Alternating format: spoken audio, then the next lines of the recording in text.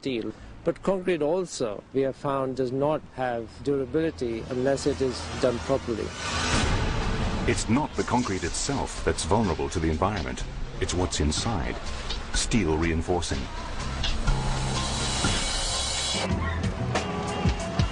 Normal construction concrete is quite porous. Water gets in through the pores of the concrete and makes its way to the steel reinforcing. When salt water hits steel, it causes the steel to rust and expand, pressing the metal against the concrete from the inside. Under this increased pressure, the concrete starts to break down and the pier rots from the inside out.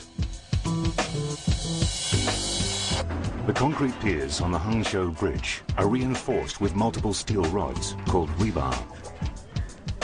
To seal thousands of tons of rebar with a protective coating would be too costly. The only solution is to make sure the steel doesn't come in contact with the salt water. The engineers need to develop a stronger, less porous concrete mixture. When we started, we had no former examples to look back on, so we made thousands of different formulas. We tested them out and picked the best. The exact composition of the oceanic concrete developed for the Hangzhou Bay Bridge is a carefully guarded secret. But engineer Liu Naisheng can reveal one key ingredient. We add soot to the concrete mix to fill in the spaces and link up the substances. It will increase the strength and enhance the anti-corrosive ability of the concrete. The soot is actually a special volcanic ash that they add to the mix. Another key component of this 100-year concrete is a corrosion inhibitor, a chemical compound that slows down any reactions between the salt and the steel.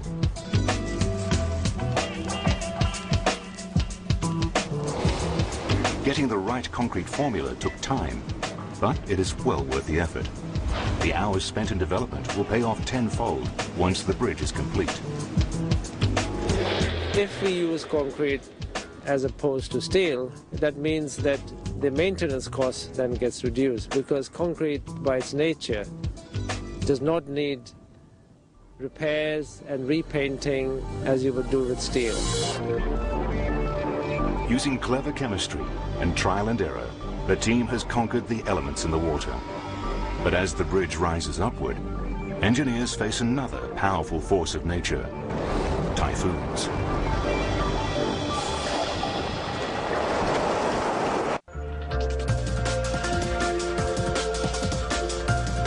To bring the prosperity of Shanghai to the port of Ningbo,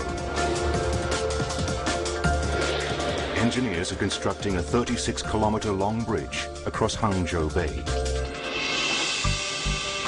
For the project to be a success, the huge container ships that use Ningbo port must be able to pass under the bridge. This will require giant spans 450 meters wide and 45 meters high over the deep water shipping lanes. But these towering bridge sections create a whole new set of problems when the environment is factored in. Another major design challenge was to design this bridge, the navigation spans, for typhoon wind conditions. Hangzhou Bay is home to some of the most violent storms and typhoons on the planet. Since construction for the bridge started in November 2003, a 2-year time span, we have encountered 11 typhoons. Typhoon winds can reach speeds in excess of 170 kilometers an hour, causing extensive damage to everything in their path.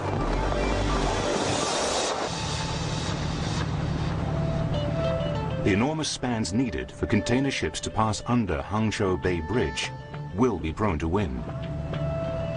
Here, the distance between the piers is so great that the weight of the span must be supported by cables from above. And cable-supported bridges are especially vulnerable in high winds. Cable-supported bridges are very flexible. What that means is that due to wind traveling across them, like an airplane wing, they will tend to oscillate. Wind tunnel testing and other criteria have to be taken into account in designing for wind stability. To find a design that could stand up to the extreme conditions in the bay, the wind engineers built numerous models of the bridge, then subjected those models to the typhoon-strength winds the real bridge will have to endure. Getting the design right is crucial. If they don't, the results could be devastating. The Tacoma Bridge in Washington State in the United States is a classic example of what can go wrong. The bridge was nicknamed Galloping Gertie because from the moment it was finished, it was unstable. But in November 1940, high winds hitting the extremely flexible bridge caused a bizarre twisting motion. This unusual pattern grew steadily worse, until finally the cables broke and the bridge self-destructed. That is what we need to ensure will not happen on a bridge. So we make the bridge by shaping its edges and making its shape such that it will be aerodynamically stable. After extensive wind tunnel testing, the engineers come up with their final design. A cable stay system supported by a 202-meter-tall A-shaped tower at the south end of the bridge, and two 187-meter-tall diamond towers at the north end.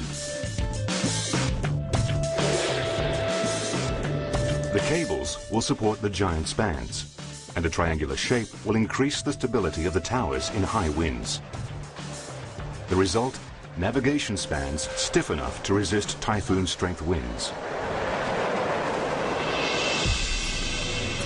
But coming up with a design that can stand up to the environment is not the same as building it.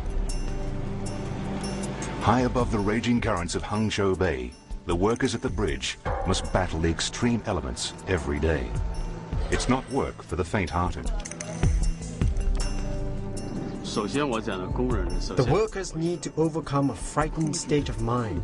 Most of our workers hired to work around these parts have no experience of working near the sea and have never experienced typhoons before.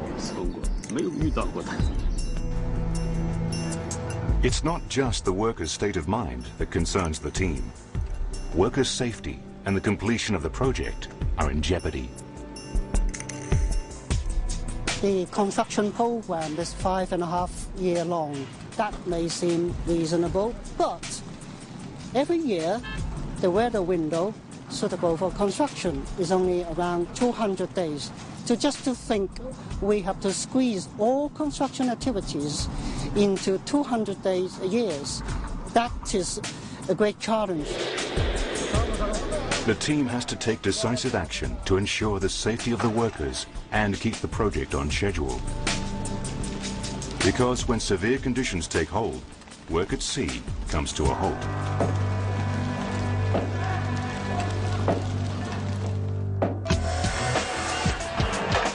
They come up with an ambitious plan. If it succeeds, it will create a safe work environment and keep the project on track. The plan? To build the world's longest sea bridge on land. Once we move the fabrication process and build the bridge on ground, so to speak, and try to find a way to erect it up there in the air, we would have removed a lot of headache, and we're also less prone to the forces